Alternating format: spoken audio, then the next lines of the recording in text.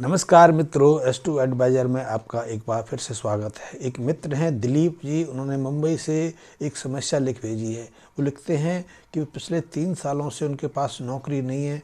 नौकरी ना होने के कारण ना तो उनके पास कोई आय का साधन है, परिवार की जिम्मेदारी भी उन पर है और इसको लेकर वो बहुत परेशान हैं। उन्होंने अपनी डिटेल भी भेजी है और डिटेल है 25 फरवरी 1968।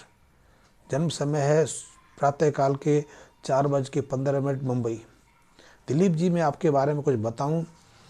कुछ मित्रों ने मुझसे पूछा है कि वो मेरे से व्यक्तिगत रूप से मिलना चाहते हैं, अपनी लाल किताब पर आधारित जन्मकुंडली निर्माण कराना चाहते हैं। तो ऐसे मित्रों को मेरे 2 सूचना है। पहली सूचना तो ये है कि मैं पिछले 1.5 साल से ग्वालियर मध्य प्रदेश में रह रहा हूँ।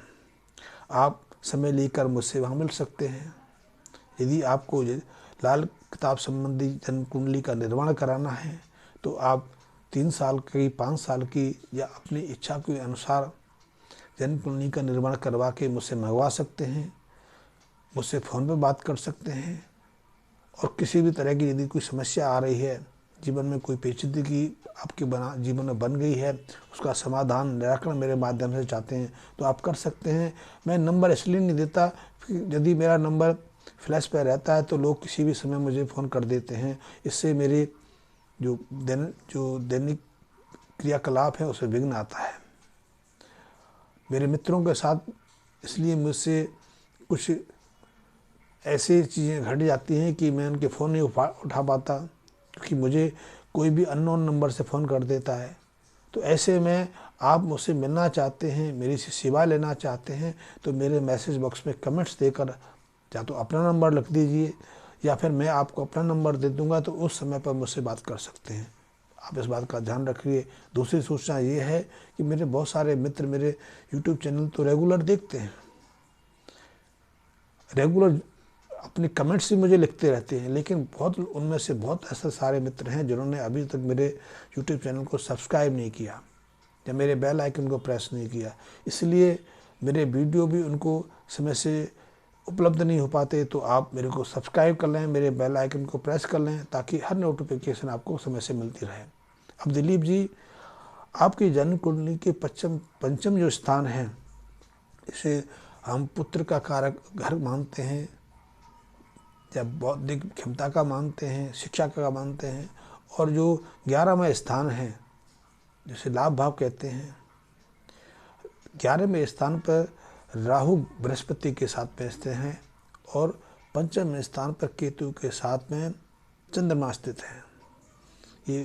ये आपकी जन्म कुंडली के मुख्य अशुभ योग हैं।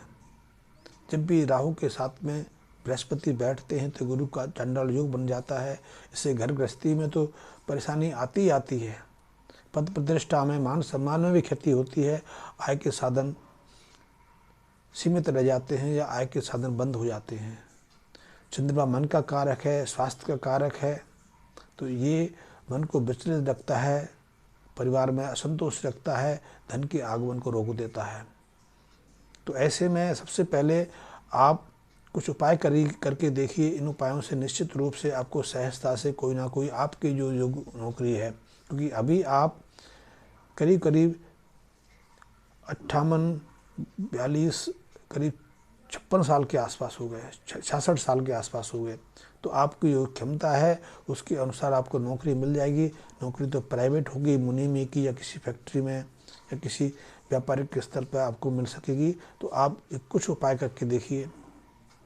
इन उपायों से आपके जीवन में आय के साधन तो निर्मित हो जाएंगे, लेकिन आपकी जो अन्य समस्या हैं उनके लिए तो हमें आपकी जन्म की विवेचना गहराई से करनी पड़ेगी और उसके अनुसार आपको कुछ उपाय सुझाने पड़ेंगे। तो सबसे पहले आप 43 दिन तक लगातार 600 ग्राम चावल और 600 ग्राम दूध लेकर, चावलों को आप चाहें तो सफ़ेद कपड़े में बांध के दे सकते हैं।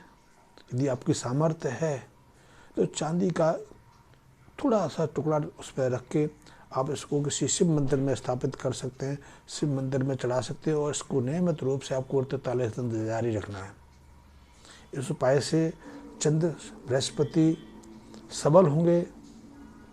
एक तो आप गुरु चंडाल योग से बाहर आ जाएंगे, दूसरी आपकी कोई बात नहीं मानता, मन में अस्थिरता रहती है, कोई सम्मान, कोई भाव नहीं देता आपकी बात को, आपके साथ कोई संबंध बनाए नहीं रखना चाहता है, तो उसमें इस उपाय से आप देखेंगे निश्चित रूप से बदलाव आएगा। आप जहाँ भी जाएंगे वहाँ मान सम्मान तो मिलेगा ही मिलेगा, आपको उपयुक्त नौकरी के द्वार भी खुल जाएंगे।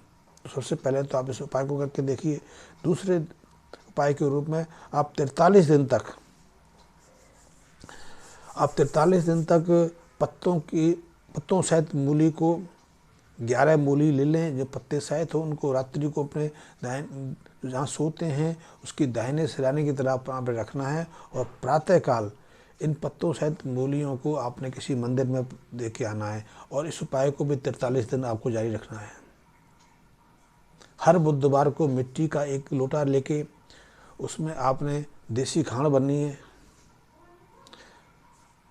या फिर देसी खांड भर के उसको या तो वीरान स्थान पर दबा के आना है, या उसको जल प्रभावित करना है।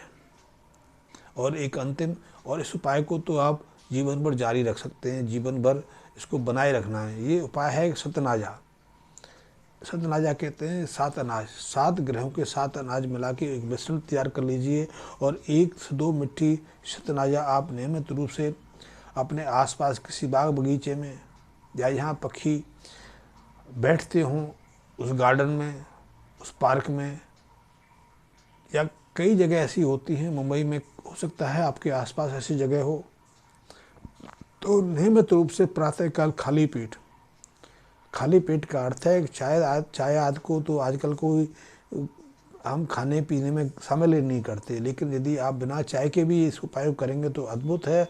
अंततः चाय पी के आप 1 से 2 मुट्ठी सतनाजा पक्षियों को डालते रहें, पक्षियों को खिलाते रहें।